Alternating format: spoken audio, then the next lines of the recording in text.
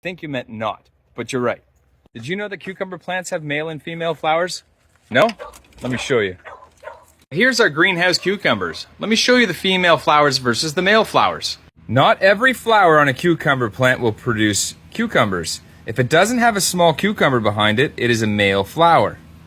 Now, the female flowers will have small little cucumbers growing behind them. And if they don't get pollinated, they will die off.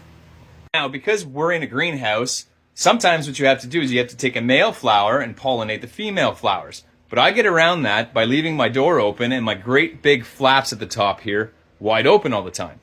Now, we can tell the pollination is working because we've got cucumbers growing all over the place here. This is something I found out a few years ago trying to grow cucumbers in my hydroponic towers in my basement at my old house.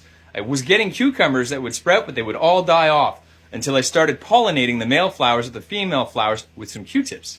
You can do a little hand pollination. You know, I've never stopped to admire a cucumber flower. They're actually pretty nice. Here's a nice example of a male flower next to a female flower right here.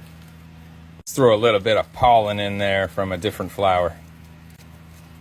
If you do notice that you've got a lot of little cucumbers starting to grow, but they all seem to die off, it's because they're not getting pollinated. So maybe you want to try and hand pollinating them to help them out, especially in a greenhouse. Half the fun of gardening is experimenting and trying new things to see if they work. Don't be afraid to try new things. It's how you learn. Make mistakes, learn from them, keep going. That's the fun of it. You can't really go wrong because you can always grow another plant.